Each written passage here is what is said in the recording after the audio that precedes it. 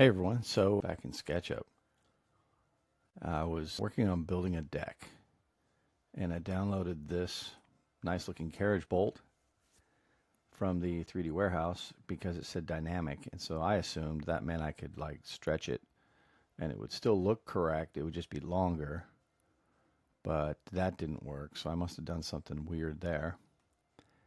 This one says it's dynamic and it's got this little string sticking out of here. I'm assuming you just draw a line and then you tell it to do this around the line, but I don't know that either. I made this. I took an LSTA 18 strap, two straps actually, one running this way and one running this way, and then I used Medique trim to cut off the piece I didn't need, and then I used Union to bring them together, and they had a line across here. And there's an extension called bevel, and it made it curve like so. It looks like it's actually one piece that's bent, so that's pretty cool. This is the actual real brand name of this is deck, the number 2, wall, deck to wall spacer, and it's a very dense plastic spacer that you can put behind the ledger. There's a concealed flange hanger and a standard hanger. But let's go dissect this. That puck goes like this. So what you do is when you lay out your ledger before you mount it to the house, you need to know where all the joists are going. And then you space these to where they can go in the layout. And the manufacturer has a specification on how far down from the edge and how far in from the edge, that sort of thing. And this is wrong. Let's get that. I don't know why I did that. The only time you do upside down is when you're on a cantilever, and this is right. So I've had people get all butthurt and want to argue, and that's just in human nature. We're built to argue. But if you stop and think about it, when the joist is sticking out into midair and you put the hangers on like you would expect normal, this nice little flat piece here is on the bottom. It's not helping hold the rim board on. I mean, the rim board's probably not going to go anywhere, but this makes it even more not wanting to go anywhere because out here there's nothing supporting the rim and it wants to go where gravity's pulling it. But if you put the hanger on upside down, this piece of saddle right here hangs on the cantilevered portion of the joist. So don't let anybody tell you, oh, you put your hangers on upside down, you moron. I mean, they can tell you that, but they're just showing their lack of paying attention. So this is a twist strap, so that would be MTS 12. Some places you probably don't need this level of Simpson hardware, but up here we're in seismic, and each jurisdiction has their own set of inspectors, and I always try to build these things like if it was going to be mine, I would want it built like this. And the blocking along the top, that just keeps these things from twisting. This isn't a very big span. I think this is like 8 feet, so you could probably get away with not doing it. And the only other difference is this is 16-inch on center, so the planking is going to go left to right. But when you always have to follow the vendor's information, whatever they provide in their literature. So if you were going to go diagonal or herringbone or whatever pattern, you just need to make your joist 12-inch on center. Put them a little closer together so that the diagonal span is not more than 14.5, because that's what your clear diagonal edge to edge is 14.5 right here. This is a ground level deck. And so these posts are going to hold up the roof and some other stuff. So they're going to come all the way down to these sonotubes. And I don't know what the engineer is going to spec. This is a pretty decent aftermarket where you can bolt through. You can epoxy in. You can use, what are those, Simpson, whatever they're called, strong drive. It's big, thick 5/8 bolts that are threaded. And the only nice thing about that is you can back them out if you needed to take them out. Or you could use wedge anchors, and they're never coming out. You could sawzall them off flush, I guess. But then that's what the concealed hangers are for. They're going to go up against the post, and then these beams will fit in here. And in the middle, I wasn't sure what the span is. That's a 4x8, so it needed something. And we always wrap around everything because you need to have some kind of lumber to support the deck planking. So the next thing would be, are you doing picture frame? Because this is 25 feet and they sell them in lengths of 20 feet. So 12 and a half. So you'd have to get like 13 footers or 14 footers if they sell them in those lengths.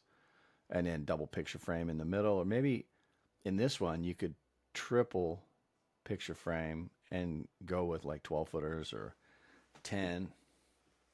Let's see, 8. You could get away with 8 foot because you could have double picture frame and then a little bit less than 8 feet, another double, because 8 times 3, 24, plus the picture frame, picture frame, picture frame, picture frame. So that could be like almost 4 feet, about 2 inches less than 4 feet. So that's one end of the house. Here's the other end. I was working on the lower one just recently. And that's why it's white. Everything you do in SketchUp is white until you paint it.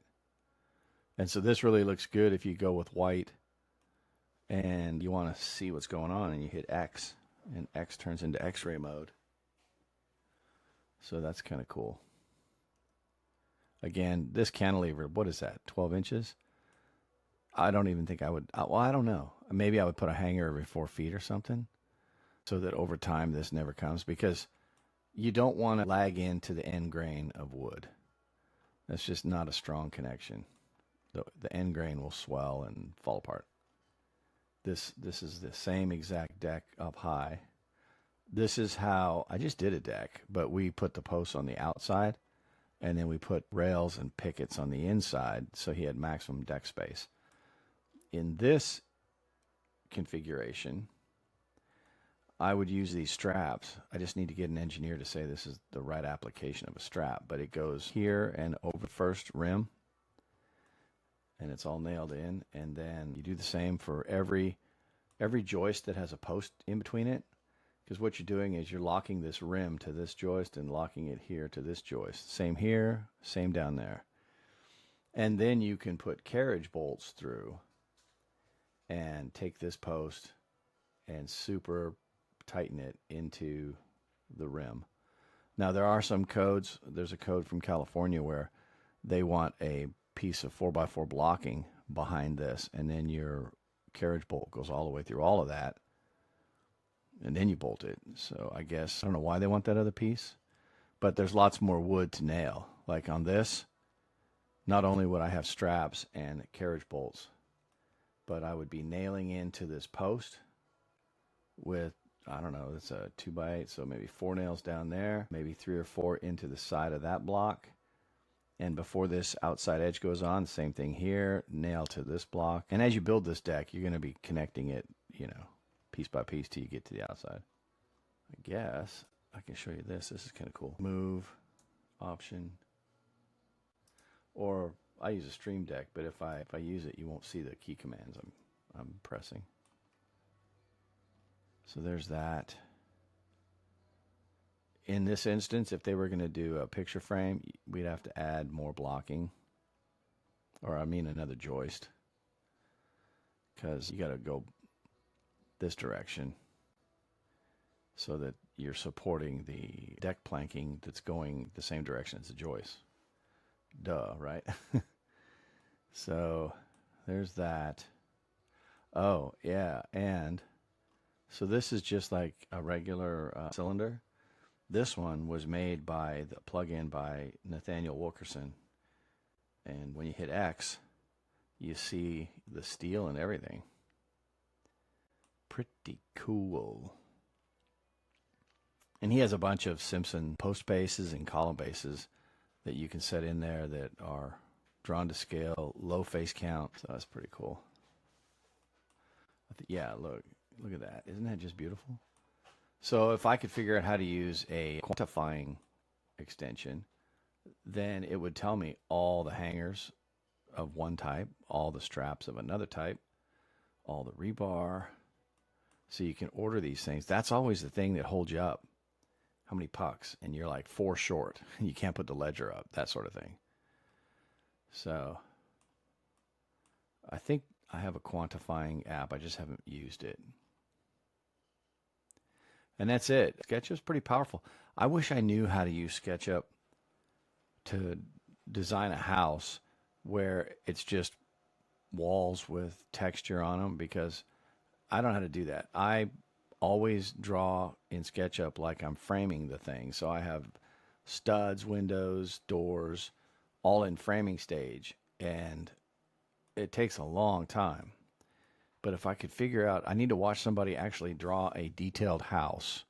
So I'm going to go search up YouTube for that. But anyways, thanks for watching. Hope this finds everyone well.